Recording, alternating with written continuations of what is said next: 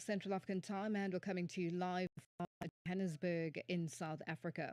About 40 witnesses have testified before the Parliamentary Ad Hoc Committee investigating the military aircraft crash that claimed the lives of Malawi's Vice President Saulos Chilima and 8 others.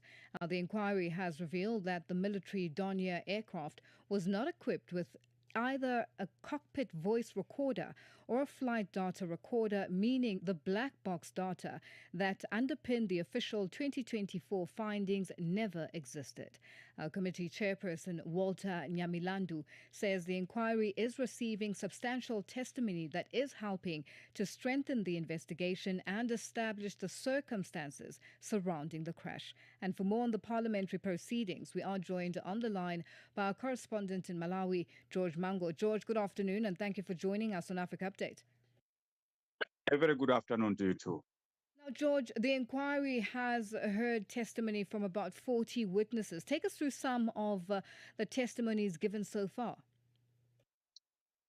So far, the inquiry, as per the Parliamentary Ad Hoc Committee, which did take place until the 1st July this month, what happened was that a number of witnesses were indeed paraded, ranging from those mere people that were on the ground that might have had an insight into what really happened, and then the search itself, and then from the government's perspective, those people from the civil aviation, the Malawi Defense Force, the Malawi Police Service, even those people from the Capitol Hill, which means government, and then the presidency, as to how these things did unfold for the vice president, the late vice president Saulos Chilima, and then 8 others did crash. So even the family members of the believed families did present their witnesses as to what they might know or they knew, and then what they think and what they expect of the government, in line with the very first, commission of inquiry into the crash that was led by former President Lazarus Chakwera. So all those kind of details, indeed, 40 witnesses and more witnesses are yet to be paraded as I speak now.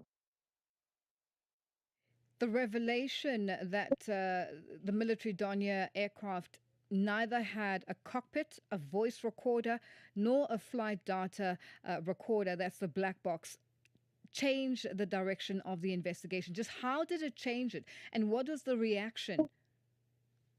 It did change the direction in terms of the fact that the previous government did indicate the fact that the black box was available. But when questioned, a number of the witnesses, ranging from the former defense minister, the former army commander, and the former chief secretary to the government, did indicate the fact that the plane did not have a black box.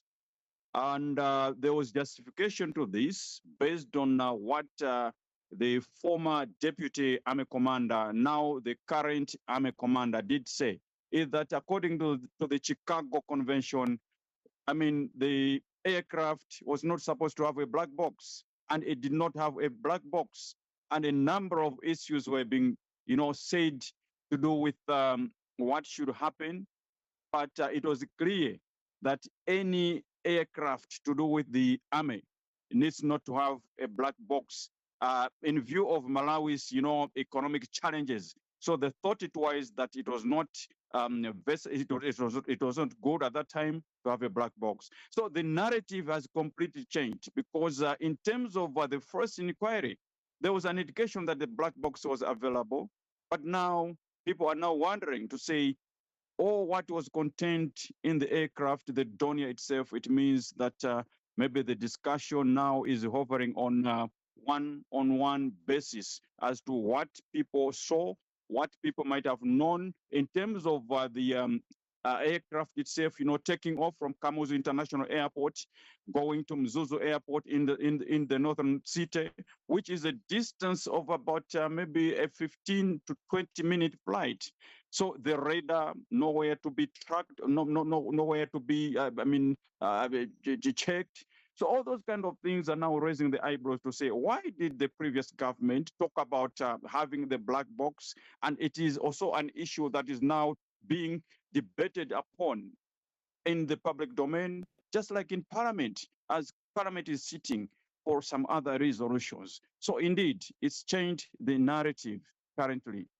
And what has been the reaction from the families of the late Vice President Saulos Chilima and the other victims of these latest development, and also just the credibility of the original accident investigation?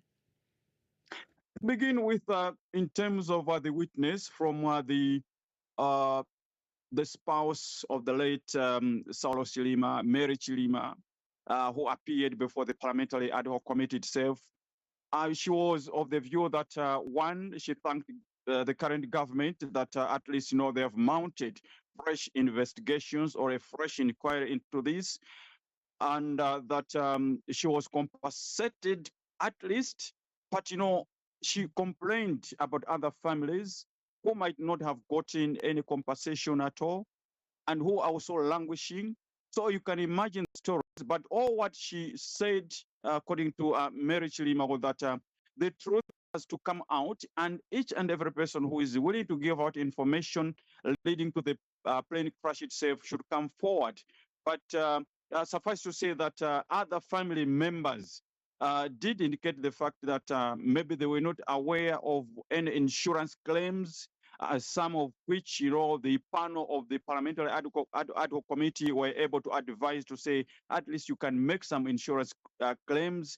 And the fact that maybe they are still, waiting for investigations. But the bottom issue did arise to the fact that the first, investigation or the inquiry from the BFU report, a German-based company which did, manufacture the Dornier itself, it was clear, but now there were some differences because these family members are complaining that some of them were not even reached out when the inquiry was being released. Well, So those George, are some we of have the run out of issues. time and are going to leave it there for today. Thank you for joining us on Africa Update.